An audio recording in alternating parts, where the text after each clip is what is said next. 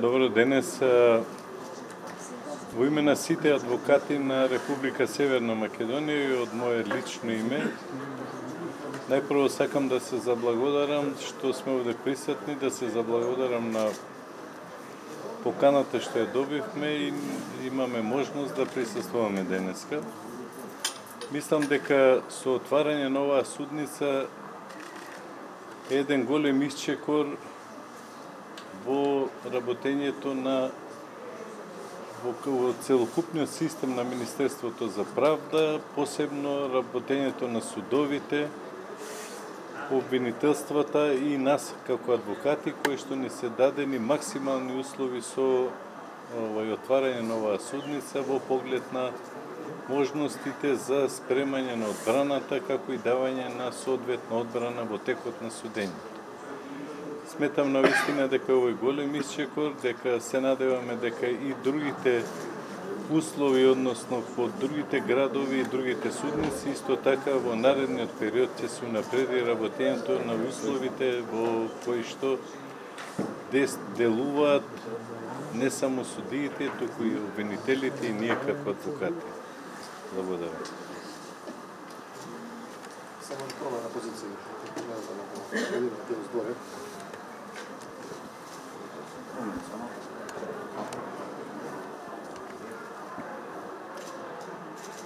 Една од најдигитализираните судници не само во нашата земја, генерално и во целиот регион, денеска е пуштена во функција. Кога пред месец дена Советот за ИКТ ја доби обврската да ги превземе сите активности, многумина не верува, меѓутоа реалноста е денеска сосема подруга. Започнува да функционира најсовремената дигитална судница во нашата држава, најголемата и во делот и на просторот, меѓутоа и на сите оние капацитети кои што се потребни за една ваква судница за да обезбеди целосно, правично, фер и законито судење, односно да обезбеди пристап до правдата кои ќе бидат задоволни сите странки учесници во постапката. Овие услови овозможуваат целосен комодитет. Аудиовизуелното снување преку инсталирањето на системот ФМИДА обезбедува целосно имплементирање на одредбите од Законот за кривична постапка за аудиовизуелни записници, но истовремено воведувањето и на системот, односно на АКМИ системот, обезбедуваат оваа судница да биде дел од интегрираниот систем на АКМИС, односно на управување и движење на судските предмети. Се надевам дека целиот овој простор и целиот овој капацитет кој што ги нуди оваа судница ќе биде основен репер, меѓутоа и ќе значи подобрување на условите за работа не само на кривичниот суд кој што ќе оперира со оваа судница, каде ќе ги суди судењата, туку генерално и на колегите јавни обвинители и на одбраната кој што е активен дел, односно странка во самата постапка. Од обиколката видовте дека имаме доволно просторни можности, доволно просторни капацитети и секоја просторија ќе биде опремена со најсовремената аудиовизуелна опрема, што значи од една страна не само судиите, туку и странките во постапката, и јавните обвинители, и адвокатите, односно бранителите и помошниците во постапката ќе можат да ги користат овие современи дигитални алатки. Се надевам дека кога на 14 декември ќе се реализира првото судење, ќе биде основа, мотив дополнително повеќе во некои од наредните судења да ги искористиме и останатите перформанси на судницата, односно да реализираме и видеоконференциски врски, односно онлайн судењата, а тоа е иднината, односно тоа е реалноста на новиот процес на дигиталната трансформација што се случува во правосудниот систем, не само во нашата држава, туку генерално во целиот свет.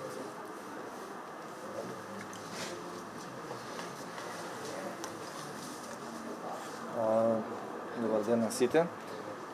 Придобивките од ова нова голема судница, од овој објект, пред се го има судството, меѓутоа бенефитите ќе ги осетиме сите, и судиите, и обвинителите, и адвокатите, и секако правдата.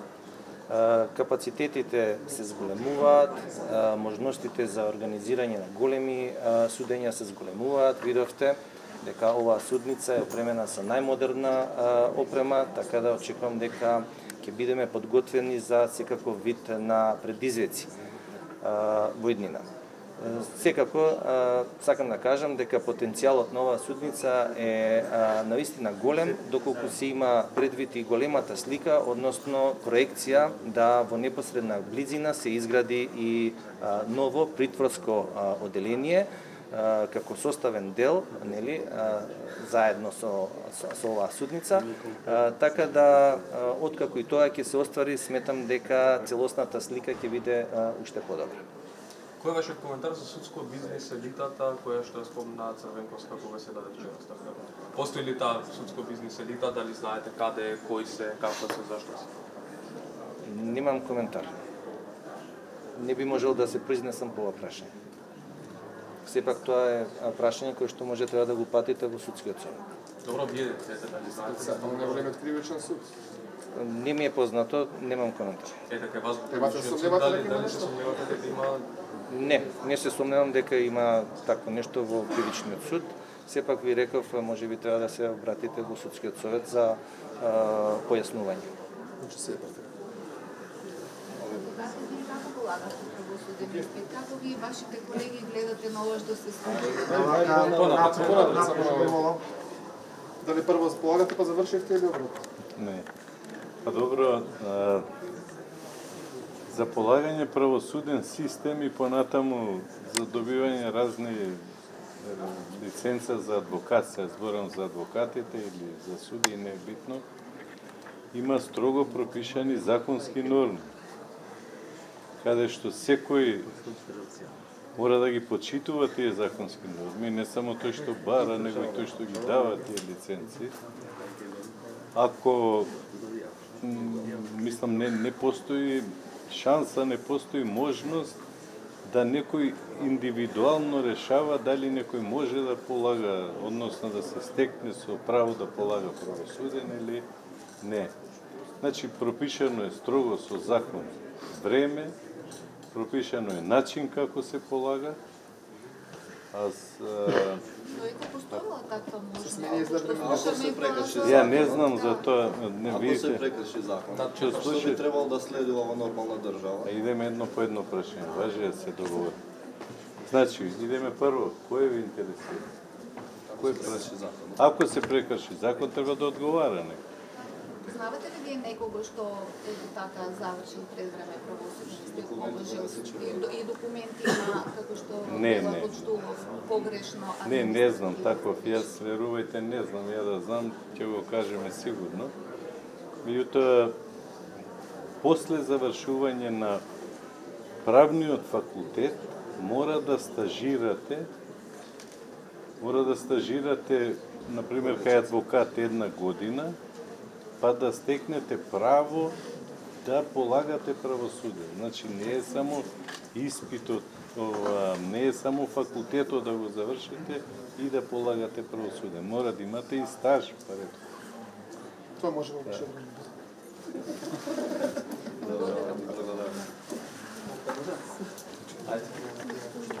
Ако се каже, да не дојде. Слободно. Се каже, да не дојде. Малце понапред? Малце понапред, министр, само. Колку понапред кажете ми? Добре, добре. Министре, две работи ви фалат во објектот. Знак че на влезот дека е забрането влеза функционери на ДУИ, барок на фасада, за да биде комплетна сликата за нашиот правосуден систем. Као новинари, кога следиме вакви настани, знаејќи дека луѓе што крадат милиони нема да одговарат, а луѓе што крадат кебапи ќе бидат овде или ќе влезат и тие што крадат милиони, меѓутоа знаат дека ќе бидат ослободени, е многу лошо. Гласно се зборуваше за ветинг за време на изборните кампањи, се зборуваше и од вашите коалициони партнери. Денеска од тоа нема ништо. Па се правдаме дека нема да има доволно суди, знаејќи каков ни е системот, но нели е подобро да има еден добар судија толку 10 корумпирани. Ова е коментар или прашање? Па вие кажете не. Значи, уште еднаш денес е убав повод, така да се присуствуваме на еден убав настан, каде што навистина и како Министерство за правда, меѓутоа и како држава се обидуваме да создадеме оптимални услови за правораздавање. Односно вашите алузии или односно вашата иронија. Ќе видиме ли некој функционер да седне во оваа? Ние обезбедивме оптимални услови за да се случат и такви работи, да нема селективна правда и апсолутно што реков толку називите и така натаму.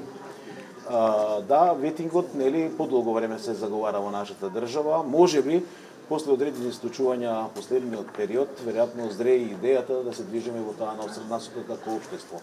Значи, ќе му треба ресетирање на македонското општество, затоа што за секогаш треба да се направи таа филтрација што ја заговараме, дека не сите се лоши и не сите судии се добри. Во таа насока можеби и ова што пред малку вие го спомнавте, треба да се размислува како држава да се направи една целосна филтрација на судството, правосудството, меѓутоа и сите други субјекти кои што инклинираат кон правосудство. Направи тоа на Балкан. Има држави кои што ја Зашто завршат таа голкави трошоци, кога апелација ги ослободува случајните или намерните грешки од пресудите, ги ослободува судите, случајни или намерни грешки од основните суди? Значи, апсолутно треба да, во принцип, нели министерот за правда не е добро да ги коментира конкретните пресуди, меѓутоа како граѓани или како професор по кривично право. И граѓани истовремено, значи дефинитивно не е добро да коментираме пресуда што не е правосилна прво, така? Ако зборуваме за иста работа. Дефинитивно едниот или другиот суд, зборам или основниот или апелација не кореспондира со своите ставови. Некој има направено грешка, како што спомнавте и вие самите, и таа треба грешка да се констатира. Затоа што апелациониот суд, нели, повторувам уште еднаш, ја враќа пресудата, ја укинува со решение и враќа на повторно судење. Каков ќе биде епилогот, можеби треба да почекаме. Затоа што вака хипотетички да зборувам и паушално мислам дека не е коректно во смисла на тоа да утврдуваме грешка. Прво, јас не ги знам деталите, а втора работа дека постои не идентичен, различен пристап во однос на еден испредмет. Ние толку време чекавме за тие судски процеси, па после чекавме во апелација одмори, не знам, боледувања, стари одмори, нови одмори, па не знам, суди известители не ги давале на, значи се чекавме, додека еве за ден стоп за 3 месеци. Точно затоа што реков дека веројатно тоа е, ајде да наречем македонски синдром или најголемиот проблем, селективноста во пристапот на решавањето на нештата. Доколку се сака, доколку се има волја, јас мислам дека овој период е неоптимален, туку недозволен период за донесување на една правосилна судска пресуда. Министре, може би да го искоментирате судско бизнис елитата што ја спомена Црвенковска вчера во оставката. Дали еве може да дадете слика за судството, за правосудството што се случува за Исламабад, имаше големи реакции како избран близок до Дуи. Еве сега се случува Павлина Црвенковска да си даде оставка обвинувајќи за некаква судско бизнис елита. Дали знаете што се случува во правосудството и каква е вашата слика за правосудството? Мислите ли се уште дека е добро правосудството или се лошо? Значи, јас уште кога дојдов како министер, првата моја реакција или првиот мој коментар беше дека ова е година каде што ќе биде прилично турбулентна во однос на оно што ќе се случува во правосудниот сектор. Кога велам турбулентна, мислам на изборот на функции на различни нивоа. Значи, ова, да парафразирам, практично представува изборна година во правосудството и можам слободно да кажам импликациите или она што ќе се случи ова година, тоа ќе значи дека ќе има консеквенции наредните 4 години. Значи се бира прв човек на основното обвинителство за организиран криминал. Јас слушнам изјавата на председателката на едно од најмоќните тела во државата која станува збор за правосудството, или тоа е Црвенковска, она поднесе оставка, меѓутоа со нејзината оставка имаше одреден коментар кој што не само мене, сите нас треба да ме загрижи. Коментарот на нејзиниот коментар би бил дека добро ќе биде ако навистина она го тврди тоа што беше дадено и во официјална изјава, дека добро ќе биде да го пријави до институциите. Дали спорно што член на судскиот совет станува и член на управен одбор на Академијата за судии? Значи, станува збор за различно толкување на одредби на норми. Кога станува збор за ова прашање, има два правни акти кои што конектираат кон ова решение. Едниот е Уставот член 99 и уште член 12 Судски совет. Значи, во едниот акт зборува дека функцијата на судија, судската функција е неограничена, а од другата страна, нели, дека став 12, мислам дека беше од Законот за Судски совет, дека треба да биде избран како член на управен одбор во Академија некој од судиите, односно обвинетите кои што се избрани. Во таа насока, значи, има различно толкување, различни стојалишта на тоа што е исправно, дали навистина членот на судски совет може да биде член на член на управниот одбор на Академијата за суди и јавни обвинители. Во однос на коментарот, јас секогаш сум бил приврзаник да нема концентрација на моќ, затоа што сепак можеби и да нема начинот на толкувањето на што е дадено кај закон во овие два акти што ги спомнав пред малку, можеби треба да се допрецизира, да се превенира и експлицитно да се каже дали постои или не постои можност, односно дали постои конфликт на интереси. Уште нешто само, извинете, што може сега да се направи со тие технички административно сгрешени дипломи што вчера си признаа Штулов универзитет? Дали вие ќе побарате одговорност можеби од таа комисија што тогаш била, можеби некој уште работи во министерството, дали сте провериле и ако може да ни кажете според кој член од законот министерот тогаш имал дискреционо право, бидејќи еве ние како новинари се обидовме, баравме и никој не најдобро. Значи станува збор за 3 законски акти, тоа е законот за правосуден испит 2013 година донесен, измените дополнувањата беа во 2015 година и во 2019 година има нов закон за правосуден испит. Она што мене ми се допаѓа, или она што е во ред сметам и дека е логично, некој констатирал дека постојат прешироки дискрециони овластувања и реагирал тоа да не се остави таква можност во иднина. Членот 4 чинам беше од новиот закон за правосуден испит експлицитно забранува да се полага правосуден испит пред да бидат исполнити условите, односно предвремено. Така стои во законот. Така што значи во членот 4 ставот 5 експлицитна забрана дека во иднина би можело да се повтори она што се случило претходно, дали што не знам пред 7 години кај нас. Во таа насока значи некој пред мене констатирал дека има таков пропис или недостаток и тоа го коригирал. Јас мислам дека таа работа на место и секој што бил приврзаник доколку постои какво и да е дискреционно овластување, тоа да биде под сериозен надзор или контрола или да има критериуми кои што ќе го врзуваат службеното лице, овластеното лице, министерот, именуваното лице, да не може да го толкува законот како што го занесува. Не може ретроактивно да биде, тој што си има. Не, знаете што не е ретроактивно, не може за... Не, сакам уште нешто да потенцирам, затоа што треба, веројатно, не министерот за правда, туку надлежните институции. Знаете дека кога станува збор за високо образование, надлежна институција е Државниот просветен инспекторат, а доколку навистина постојат дека постојат случаи кои што се граничат со законот или со примената на законот, тогаш би требало да реагират и другите институции. Да не може да му се одземе правосудниот испит што се правосудна ферија во случај. Значи да му се одземе правосудниот испит, јас не би сакал тоа да го коментирам, меѓутоа дека целата состојба треба да се проведе, дека тоа не е колку што нели дознав од медиумите, не се работи за еден случај, туку се работи за примена на дискреционо право на именуван функционер. Значи кој искористил? Значи дали го искористил, се значи тоа вие го кажете, меѓутоа дефинитивно некој го искористил тоа дискреционно овластување и токму затоа тие причини законот е изменет. Да не постои никаква можност во иднина, еве јас сум 10 месеци министер, и тоа во ниту еден момент ниту сум помислил, ниту сум имал намера да дадам можност некој предвремено да полага правосуден испит. Министре, ќе вратам малку на судницата која што денеска ја отворивте. Го фативте последниот воз од последното ветување кога ќе се отвори. Ова е второ отворање, првпат беше во март 2020 година.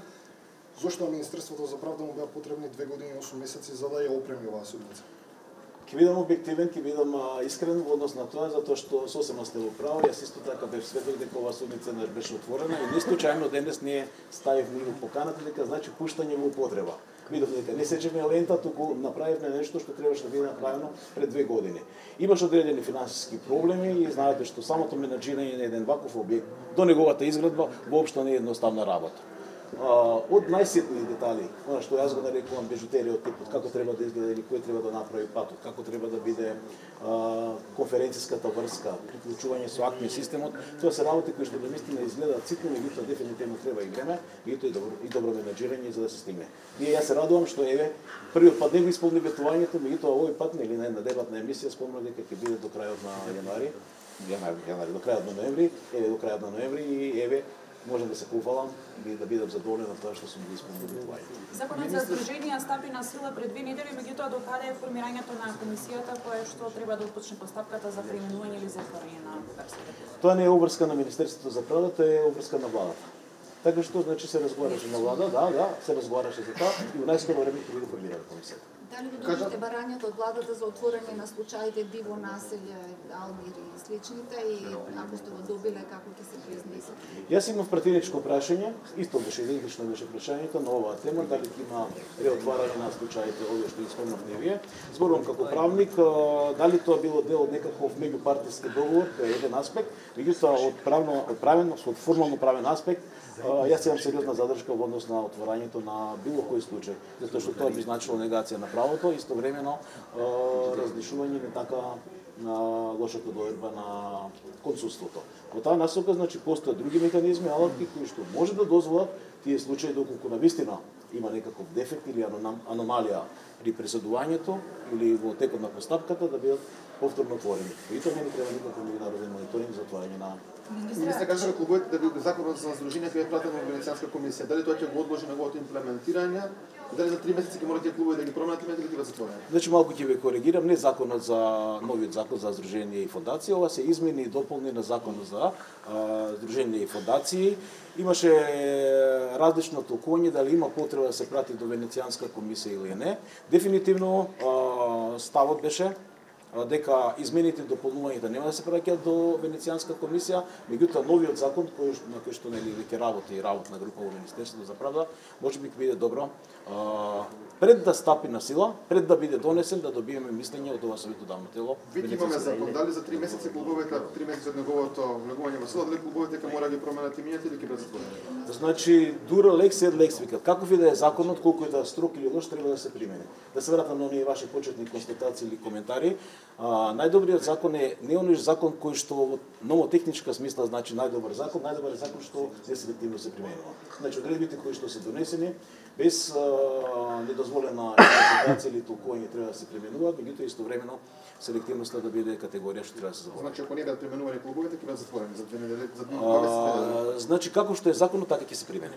Министра, Законот го значи обврзувачки за сите. Дали се разбираме, не би требало да имаме некаква задршка во однос на вчера судскиот или завчера судскиот буџетски совет донесе одлуки за покачување на плати, додатоци на плата од 20% за членовите на советот и за службеничките тамо, а додека УКОС реагира на ова, за нив само 5%.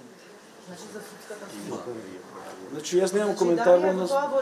Бидејќи кај вас протестираат пред правда, не протестираат пред судски совет, затоа ве прашам. Значи секогаш јас нема ден да нема некој представник од синдикатите што доаѓа, имам полно разбирање за нив, затоа што апсолутно значи треба да има нивелирање, треба да се има еднаков пристап во однос на корекцијата на платите. И кога ќе преготов новиот предлог закон за здружение и фондација само? Има работна група. Значи јас сум само министер за правда, она што јас инсистирам колку што е можно побрзо да биде. Значи се работи интензивно, со тоа што дали се разгледуваат различни модели, вклучувајќи го и германскиот модел, кој што е еден од најрестриктивните модели во однос на оваа материја. И тоа дефинитивно работната група е која што треба да го каже зборот, се разбира дека ќе бараме и од советодавно Венецијанска комисија потврда, меѓутоа ќе мора да има европски стандард за тоа што да не забораваме во моментов започнат и билатералниот скрининг и што не ни дозволува преголема манифестација на собствена волја. Да може сега закон што го изгласи опозиција власт не е европски во Последно прашање. Јас тука ќе застанам затоа што знаете што законот беше донесен како бајпасирање на состојбите затоа што сме сведоци што во моментов не се случува. Тоа е надминување на актуелната состојба. Во однос на тоа дали има европски контекст, тоа се значи министерот него носи законот, го носи законодавниот дом. Че беше гласно само за смирување на граѓаните ствари? Не за смирување на граѓаните, не сум јас само, значи зборувам за надлежностите. Секој пратеник имаше можност да даде амандман, така, и истовремено да го подобри законското решение. Да не забораваме дека тој закон речиси консензуално беше донесен.